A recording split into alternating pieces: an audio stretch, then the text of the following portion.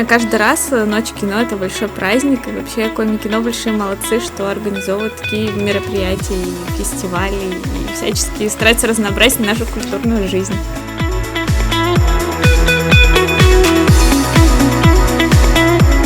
Очень понравилась лекция по «Страх снимать кино». Ее вела Ирина Леонтьева, и это было довольно познавательно, и мы даже завели новые контакты.